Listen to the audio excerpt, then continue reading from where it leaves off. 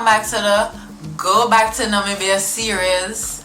In the last video, you saw a Jamaican gaining a home in Namibia, and he just went to show about how I felt and how I was truly received in Africa. So forward to that now, I am going to show you what to expect teaching in a rural village in Africa. Honestly, teaching in a rural African village for me was a dream come true. Absolutely different from what I was ever accustomed to. My teaching experience before this was a private Pan-African homeschool. I knew I loved that classroom and nature, but I soon found a deeper love. First, let me show you what I experienced and what you can experience teaching in an African village. I was often in awe of Namibia's scenery and purple sunset. Never saw anything so beautiful, so I was completely blown away when this happened. Yo, I don't even know what to do. My bed is wet. Windstorm, rainstorm, whatever it is, just destroying my whole little hut. Firstly, yes, beware of natural disasters. I experienced a few mighty windstorms that threatened my hut. Namibia is also vulnerable to drought and flooding, like in the Zambezi region, which sometimes even affect access to schools. So, as a teacher, you have to expect anything. I had elephants walking through my village at night.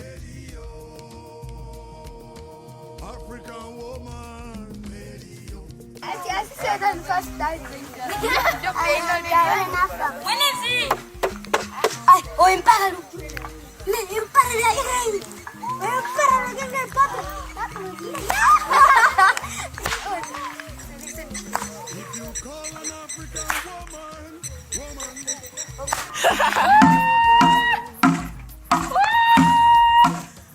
Oh, so they start the message and you continue it? Yes.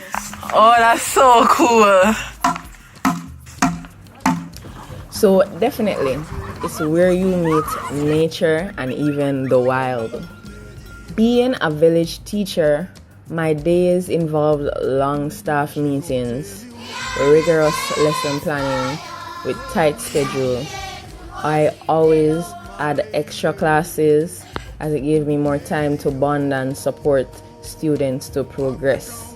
And teaching my multi-level and different language students, I needed to do that extra time in the classroom. As a teacher, you are looked upon as a role model. The community and school have a tight bond. So it wasn't just about me as a teacher and the students, but also the community members and the environment I am living in. It's definitely important to be culturally sensitive if you will end up feeling like the odd one out. Especially as an international volunteer teacher, I had to keep high standards and be aware of how I kept myself in the community and outside of it, such as knowing time and place to go to a bar and have a drink or even stay out. Oh yes, the community is basically the school board, so they will know. Cultures are embedded in school systems. So even what you may disapprove of, such as corporal punishment, may still be very present and disturbing, even if not approved by the Ministry of Education. Yeah. In the village, tradition rules, and elders, chiefs, strong influence within these board of the schools allow for this. Over time, I see with better management and diasporan support within these schools, it will allow for healthy learning relationships and communities to bloom even more.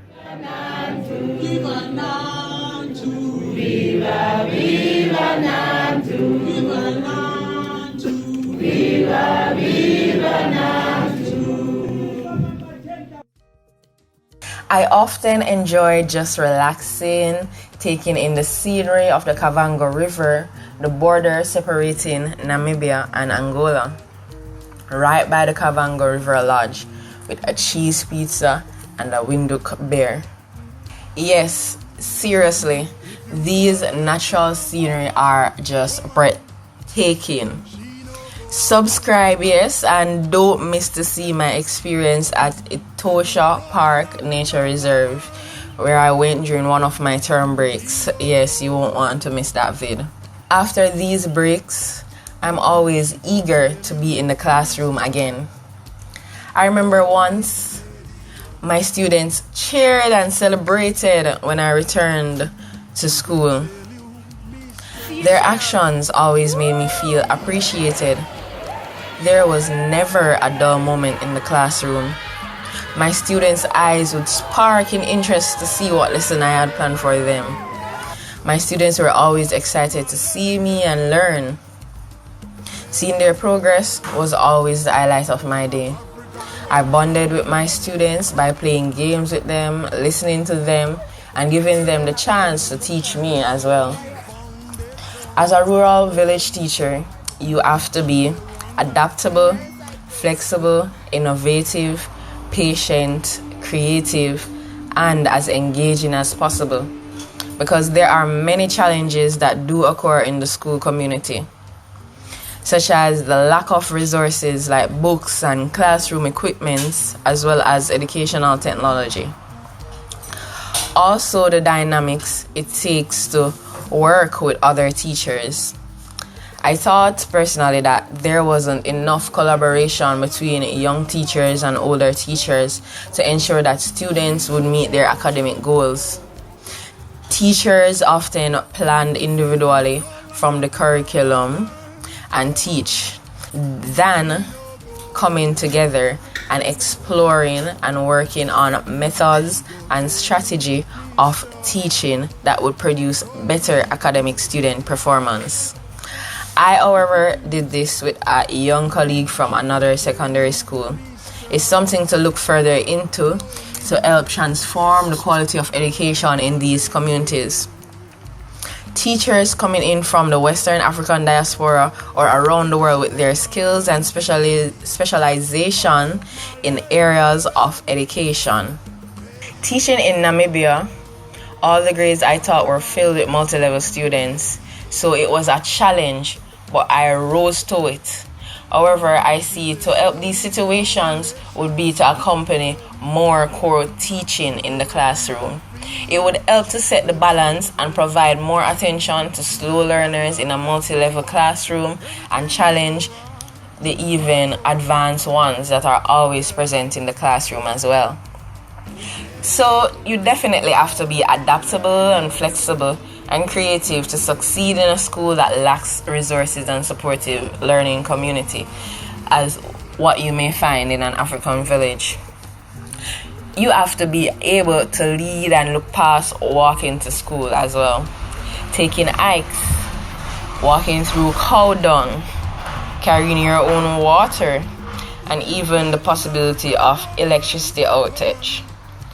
I mean, all of these help to build and create a unique experience that helps to foster one personal development and play their role as a professional in a village.